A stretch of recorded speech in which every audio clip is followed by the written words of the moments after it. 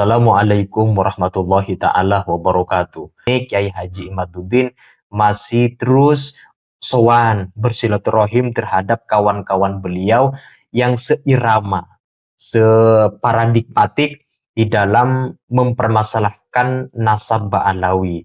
Beliau masih terus menyatakan bahwa nasab Ba'alawi itu bukan hanya nasabnya palsu, tapi juga ada kelakuan-kelakuan dari oknum-oknumnya yang harus dibongkar ke ruang publik agar masyarakat yang menjadi muhibbin terbuka matanya, terbuka pandangannya, agar mereka tidak gampang dibodohi, bahwa pengakuan mereka sebagai keturunan Nabi kadang tidak dibarengi dengan tindakan sikap yang arif, yang mencerminkan bahwa betul mereka menjadi bagian dari keturunan Nabi Muhammad SAW. Nyatanya adalah kontras, paradok, jauh panggang daripada api. Nah, untuk selengkapnya teman-teman, mari kita simak kunjungan Kiai Haji Imaduddin Usman Al-Bantani ke salah satu kiai, di mana kiai ini sangat populer, banyak mengeluarkan pandangan-pandangannya di media sosial, sehingga dengan ini saya bisa mengatakan beliau Kiai Haji Imaduddin dengan kiai yang beliau silaturahimi ini sama-sama punya pandangan, perspektif, meragukan bahkan membatalkan nasab daripada Pak Alwi. Nah, untuk itu mari kita simak dalam video berikut ini. Assalamualaikum Yai, sehat Yai, alhamdulillah. Ini lagi ada acara apa ini Yai? Ini satu silaturahmi sama Pak Yusuf. Udah lama nggak silaturahmi ke pondoknya Pak Yusuf. Yang kedua acara pengajian rutinan Jamaah Litoriqah Al-Mu'tabarah An-Nahdiyah Provinsi Banten bersama Rais Kiai UU, Kiai Tobari dan lain sebagainya. Bukan Jatma Aswaja ya? Oh, haram. Haram. Jatma Aswaja itu haram. Minad dukhala wal lusaqa. Jadi nasab sama tarekatnya pun nyangkok gitu ya? Sama-sama, karena itu sudah jadi DNA-nya mereka. Selalu dekhil multasiq.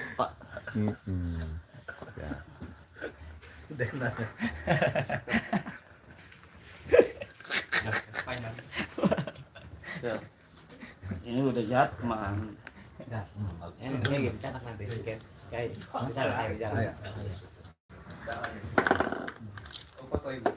Nanti abah mah bikin yang jas mah. Bikin sendiri. Kalau pusat jas ya. Jas kok.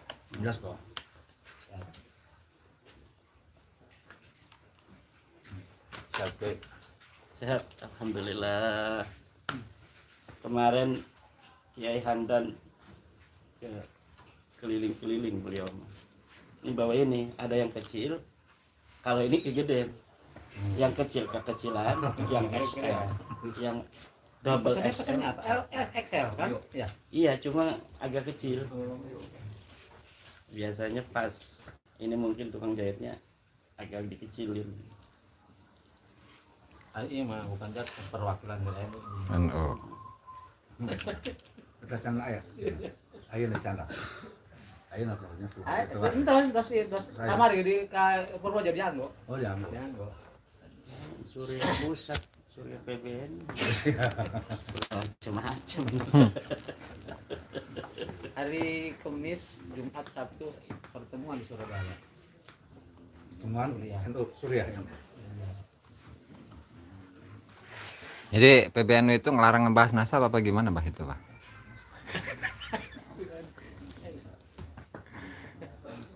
Ya biar membiarkan gitu Bah ya. Ayahnya PBNU mengalir nasab. Itu mah di luar NU. Oh. Dari aman gitu. Dari aman Bah ya. Dari aman. Yang kasihan itu Miftahul Ahyar, kasihan. Kenapa Bah? Diledekin.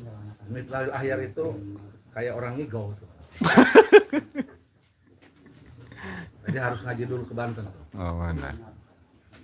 Kasihan, harus banyak didoakan biar cerdas. Terus yang ada kiai muda itu, Pak, Kiai Ma'ruf Hozin itu, Pak, gimana itu, Pak? Yang Husnudon, karena nasab Balawi itu disebutin Itu kayaknya terkena fatwa liar. Fatwa liar sekarang ada kitab Husnudon. oh kita Husnudon. Ya. Jadi harus kita ulama ini harus bikin kitab lagi baru namanya kitab Husnudon. Ya, khusus ke Balawi. Selain ke Balawi boleh tidak Husnudon. Kan gitu kan? Makanya betul. Lasion Kiai, lasion tenang bae. Ajan dikalokeun ti BNU ari urang NU tetep BNU. Ulah karak asup. Gantiin abdi.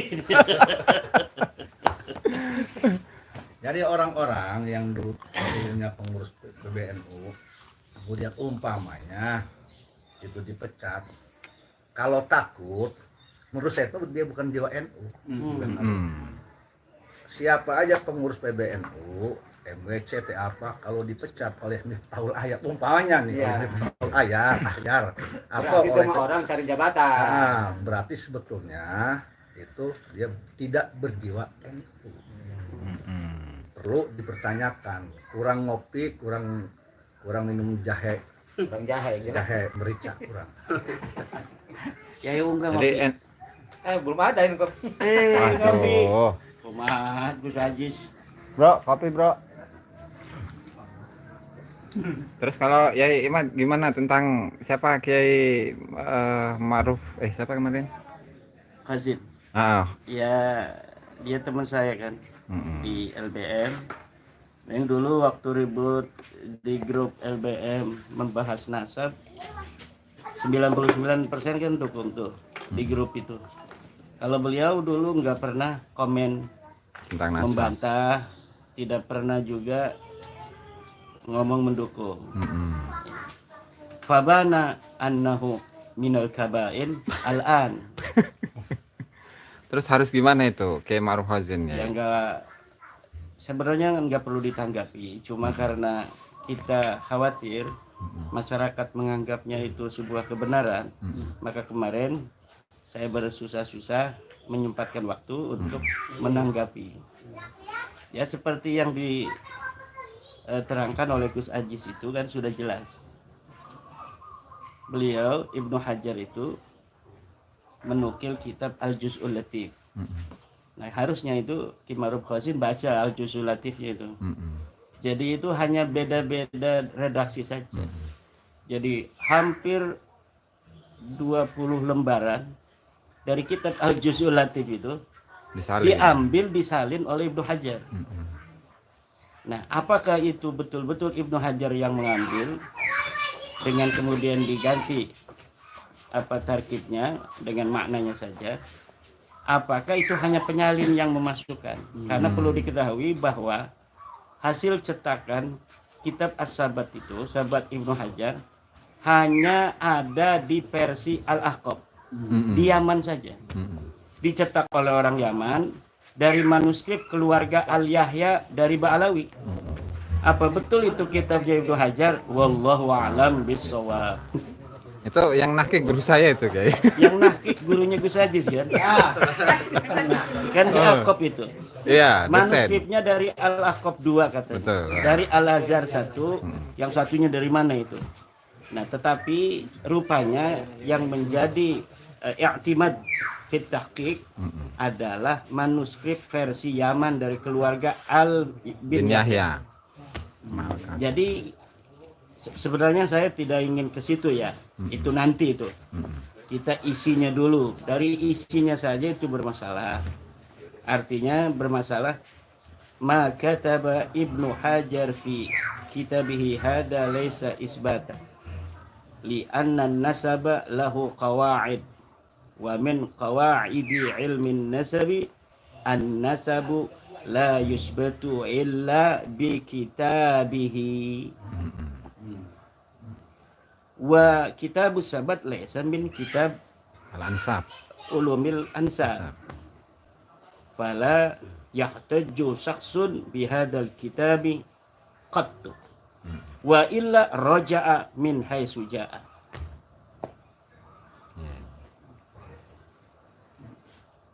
Kemudian ya, kan katakanlah Kiai Ma'ruf Hozin itu salah satu tokoh muda NU Tua gitu. juga. Ya artinya belum sampai 60 ya. Belum. Abah Usuk ngerasa masih muda aja. Pas suruh lari kan udah nggak kuat.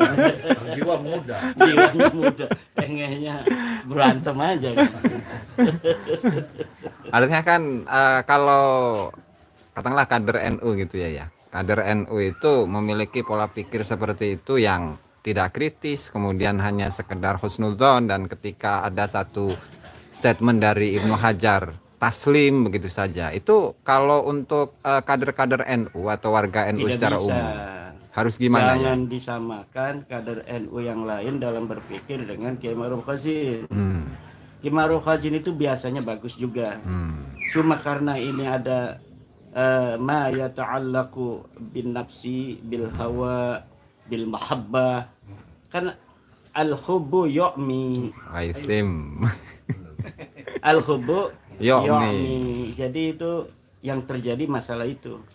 Kalau secara umum generasi-generasi Nahdlatul Ulama terutama yang di LBM tingkat wilayah dan PBNU, saya kira sudah bisa membedakan mana sih yang namanya al-masail al-ijtihadiyah, mana al-masail at-tarikhiyah. Beda dalam masalah ijtihadiyah, kitab atau pemikiran ulama yang mutaakhir hada huwa mu'tamaduhu. Tapi dalam sejarah jangan pakai cara fikih, tapi caranya bagaimana naqdul hadis, bagaimana takhriju ruwatil hadis min haitsu ittisaluhu wa inqita'uhu. Maka ma'rifatu wafayati ar-ruwat itu kan sangat penting. Nah, bagaimana cara kita menakad, mengkritik sebuah hadis apakah dia tersambung atau tidak? Kita ketahui wafayatnya. Wafatnya dia ini wafatnya tahun 300, gurunya bahwa muridnya baru lahir 301 tapi ngaku guru ke dia. Nah, maka ini muridnya ini palsu pengakuannya sebagai murid dari gurunya itu, karena gurunya sudah wafat 1 tahun sebelum dia lahir. Dari mana itu diketahuinya? Min kutubit tarajimi wa tabaqat. Nah, dalam kitab tarajim dan tabaqat bagaimana kita untuk memilahnya? Bagaimana yang jadikan mu'tamad, mana yang bukan? Yang jadikan mu'tamad yang paling dekat dengan orang yang sedang diberitakan itu. Misalnya tentang orang yang hidup di abad ke-4 Hijriah, maka kitab yang ada di 4 Hijriah yang harus dijadikan patokan. Kalau tidak ada dalam abad 4 Hijriah itu tentang rawi ini, maka abad yang paling dekat, walaupun tidak satu masa, itu disebut dengan bukti primer. Jadi kalau masalah fikih, ya Ibnu Hajar mu'tamad. Kan bagi ahli Indonesia, ahli Yaman, ahli Mesir, mu'tamad kita Ibnu Hajar. Tapi dalam sejarah kan tidak. Nah, apa yang dikatakan oleh Ibnu Hajar mukhalifun lima qad qarrarahu wa qata'ahu Imam Fakhruddin Ar-Razi kan? Di kitabih Asy-Syajarah Mubarakah. Nah, kalau dia bandingin, katanya yang sekarang ini membatalkan nasabah Alawi dengan apa Ibnu Hajar hebatan mana? Kata dia kan. Nah, sekarang saya bandingin. Coba Imam Ibnu Hajar yang ada di abad 10 Hijriah dengan Imam Fakhruddin Ar-Razi yang ada di abad ke-6, hebatan mana? Oh, hebatan Fakhruddin Ar-Razi. Imam Fakhruddin Ar-Razi, dia punya kitab Mafatihul Ghaib, dia al-imam fi usulil fiqhi, idza utliqal imamu fi usulil fiqhi fal muradu bihi Fakhruddin Ar-Razi. Ya kan begitu. Nah, jangan, itu salah. Saya ngomong begitu salah dalam istidlal. Tidak boleh seperti itu. Yang dijadikan patokan adalah al-qaul. Al-haqqu la yu'rafu birrijal. Wa innamar rijalu yu'rafuna bil haqq. Jadi jangan ngomong ini dikatakan oleh Imam Manu, jangan. Dalilnya apa? Ada nggak dalilnya? Siapapun yang mengatakan kalau dalilnya itu tidak pas, tidak ada, tidak benar, maka itu gugur dengan sendirinya. Karena apa? laisa indana ahlus sunnah wal jamaah rajulun ma'sumun illal anbiya. Nah, kalau kita mengatakan sahabat maksum aja nggak ada. Ahli bait maksum nggak ada di ahli sunnah wal jamaah. Apalagi ulama. Kalau kita mengatakan Ibnu Hajar maksum, maka kullu qaulihi yuqbalu la yuraddu. Walakinnana ghairu dzalika. Walakinnana qulna ghaira dzalik. Kita tidak mengatakan ada imam, ada ulama yang maksum. Nah, kalau kita mengatakan tidak ada imam yang maksum, tidak ada ulama yang maksum, berarti qauluhu yuraddu wa yuqbalu. Bisa diterima, bisa ditolak. Lalu parameter menerima dan menolaknya apa? Dalilun. Nahnu atba'ud dalil hai suma yamil namil. Wallahu a'lam bishawab. Siap. Ada pertanyaan barangkali? Yai. Cukup ya. Nanti aja. Pesanannya nah. Itu maaf Kiai, yang menjadi patokan itu kan tadi kita di abad keempat Hijriah. Yang mendekatinya itu apa? 5 sampai 6 abad itu gimana itu? Ya, terus. Gimana Itu intinya? Pak Kiai tadi itu yang menjadi patokannya itu yang mendekati di abad keempat Hijriah sampai 10 atau gimana itu? Yang ke-6. Satu abad atau berapa abad? Iya. Ya, ukurannya Toleransinya lah. Iya. yang menjadi Tentang riwayat, Riwayat itu. Ya. Kalau Jadi ke gini, belakang jangan ke depan Ya, baru ya. ya mungkin seperti dalam yang ilmu mendekati. sejarah itu ada ikhtifaul khabar. Nah, ikhtifaul khabar misalnya seperti Ubaidillah katanya wafat 383. Ada enggak kitab yang menerangkan di abad dia hidup atau setelahnya yang paling dekat? Oh, tidak ada. Sama sekali tidak ada misalnya. Nah, kalau sama sekali tidak ada, yang paling dekat apa? Yang paling dekat setelahnya. abad 9 kan? Abad 9 itu. Bertentangan enggak dengan keterangan tentang bapaknya? Siapa bapaknya? Diakuinya Ahmad bin Isa. Ahmad bin Isa abad berapa? Abad keempat. Wafat 345. Ada enggak kitab yang menerangkan tentang Ahmad bin Isa di abad keempat? Oh, tidak ada. Abad kelima ada enggak? Ada, banyak. Menerangkan anaknya berapa? 3. Muhammad Ali Husain. Nah, dibandingkan dengan kisah Ubaid yang mengaku anaknya Ahmad bin Isa yang ada di abad 9 dengan Ahmad bin Isa yang sudah ada riwayat tentangnya di abad kelima, bertentangan apa tidak? Oh, bertentangan. Anaknya. Karena anaknya disebutkan di dalam abad kelima itu hanya 3, yaitu Muhammad, Ali, dan Husain. Maka iddi'a'u al-Ba'alawi fil qarni tasi' mardudun la yuqbalu. Innahu dakhilun multasikun faqat muzawwirun muzayyifun. Nah, begitu. Nah, misalnya begini, kayak sejarah seseorang, dia ada di abad 3, sama sekali tidak ada ulama yang menerangkan di abad 3, 4, 5, 6, 7, baru ada satu dong. Itu bisa diterima selagi tidak bertentangan dengan kitab yang lain. Itu namanya argumentium excellentio. Selama tidak ada yang membantah, maka ini bisa terima. Tapi Ubaid ini nggak bisa, karena sudah ada yang menolak di abad ke-6, abad ke-5. As-syajarah mubarakah qad qata'a bi anna aulada Ahmad bin Isa innama min salasati banina Muhammadun wa Aliyun wa Husain. Laisa fihim Ubaidullah. Hei, tas mau. Dah.